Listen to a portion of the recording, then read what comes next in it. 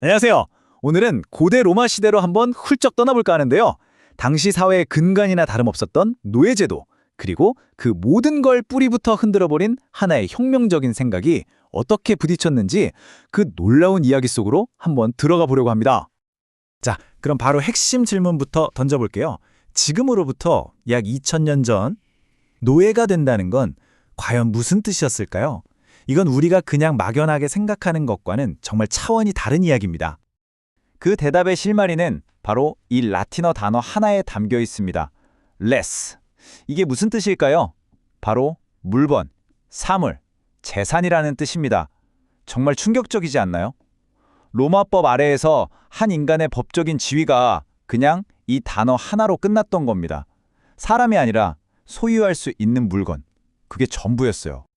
아니 대체 어떻게 사람이 이렇게 체계적으로 재산 취급을 받을 수 있었던 걸까요? 첫 번째 파트에서 그 과정을 한번 살펴보겠습니다. 노예가 되는 길은 생각보다 다양했습니다. 전쟁에서 지면 포로가 돼서 노예가 되기도 했고요. 또 빚을 갚지 못해서 자기 자신이나 가족을 팔기도 했습니다. 어릴 때 버려졌다가 노예 상인의 손에 들어가기도 하고 안타깝게도 노예인 어머니에게서 태어나 그 신분을 그대로 물려받기도 했죠. 심지어 범죄에 대한 처벌로 노예가 되는 경우도 있었습니다. 그렇게 노예 신분이 된 사람들은요, 시장, 그러니까 아고라의 상품처럼 진열됐습니다. 그리고 목에는 티툴루스라고 불리는 가격표가 걸려 있었어요. 한번 상상해 보세요. 이게 바로 나는 판매용 재산입니다 라고 말하는 정말 끔찍하고도 명백한 증표였던 거죠. 그렇다면 이 끔찍한 현실에서 벗어날 방법은 아예 없었을까요? 자, 다음으로 자유를 얻기 위해 치러야 했던 그 엄청난 대가에 대해 한번 알아보겠습니다. 자유를 사기 위해 필요한 돈, 이걸 그리스어로 리트론이라고 불렀습니다. 우리말로 하면 몸값이죠. 이 단어는 당시 노예들에게는 정말 신라 같은 희망이었을 텐데요. 이 단어, 리트론, 잘 기억해 두세요. 이게 나중에는 정말 중요한 신학적 의미를 갖게 되거든요. 바로 신약 성경에서 이 리트론이라는 개념이 아주 강력한 은유로 쓰이게 됩니다. 마가복음 10장 45절에 보면 자기 목숨을 많은 사람의 리트론, 즉 몸값으로 내주려 한다는 구절이 나와요. 생각해 보세요. 돈을 주고 자유를 사는 거, 이건 당시 사람들한테는 너무나 익숙한 현실이었잖아요. 바로 그 개념을 가져와서 엄청나게 깊은 영적 의미를 부여한 거죠. 주인이 노예를 풀어주는 법적인 방법은 크게 세 가지였습니다. 법정에 가서 공식적으로 이 사람은 자유인이다 선언하거나 유언장에 남겨서 사후에 자인을 주거나 아니면 그냥 친구들 몇 명 모아놓고 증인으로 세워서 비공식적으로 선언하는 방식이었죠. 근데 여기서 진짜 중요한 게 있어요. 이 모든 방법의 공통점이 뭔지 아세요? 자유는 노예의 권리가 아니었다는 거예요. 이건 전적으로 주인의 결정에 달린 말 그대로 선물이었습니다. 자, 그럼 법적인 이야기는 이쯤 하고 실제 노예들의 하루하루는 어땠을지 그 가혹한 현실 속으로 더 깊이 한번 들어가 보죠. 이 표를 보면 정말 할 말이 없어집니다.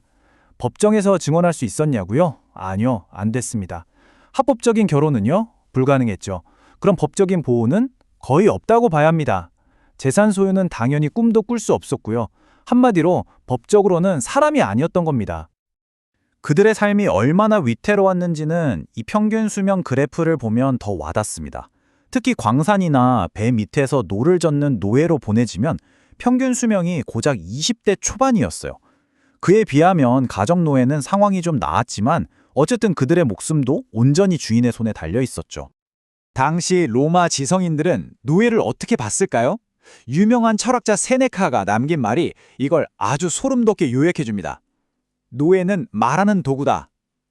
와, 사람이 아니라 그냥 말이 통하는 연장, 그 이상도 이하도 아니었던 거죠.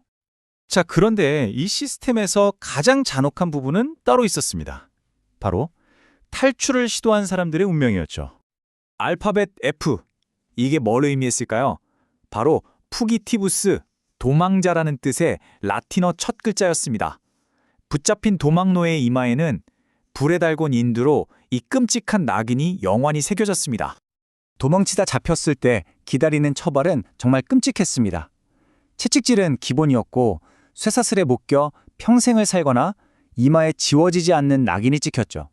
그리고 최악의 경우에는 다른 노예들에게 본보기로 보이기 위해 공개적으로 십자가에 못 박혀 죽임을 당하기도 했습니다.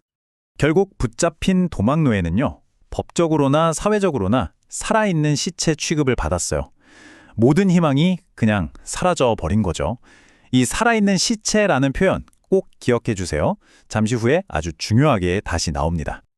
바로 이렇게 절망밖에 보이지 않던 세상 속으로 기존의 모든 질서를 뒤흔드는 정말 급진적이고 새로운 메시지가 스며들기 시작합니다. 이 충돌을 가장 극적으로 보여주는 게 바로 오네시모라는 도망노의 이야기입니다. 자, 로마법대로라면 어땠을까요? 그는 당연히 살아있는 시체, 가혹한 처벌을 받아야 마땅한 범죄자였죠. 그런데 사도 바울이 그의 주인에게 보낸 편지에는 정말 상상도 할 수 없는 말이 적혀 있었습니다. 이제 그를 종으로 대하지 말고 종 이상으로 사랑하는 형제로 맞아주시오. 이런 파격적인 요청이 어디서 나왔을까요?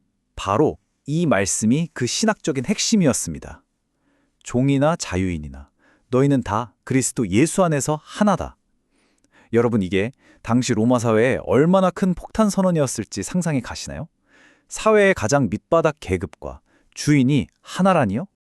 이 관점의 변화를 한번 보세요.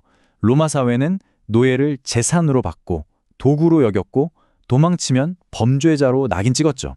그런데 이 새로운 메시지는 그 모든 걸 지워버리고 딱 하나를 제시합니다. 바로 형제. 물론 오해하면 안 됩니다. 이 메시지 하나로 당장 노예제도가 사라진 건 아니었어요. 그건 아주 오랜 시간이 걸렸죠. 하지만 정말 중요한 변화가 시작된 겁니다. 바로 사람의 가치에 대한 생각이 근본적으로 뒤바뀐 거죠. 잔혹한 세상에 심겨진 인간 존엄성이라는 혁명의 씨앗이었습니다. 그래서 마지막으로 이런 질문을 던져보고 싶어요. 한 사람을 물건이 아닌 사람으로 보는 것. 이 단순해 보이는 관점의 변화가 과연 어떻게 세상을 바꾸기 시작할 수 있을까요? 이 질문은 2000년 전 로마뿐만 아니라 오늘을 살아가는 우리에게도 여전히 큰 울림을 주는 것 같습니다.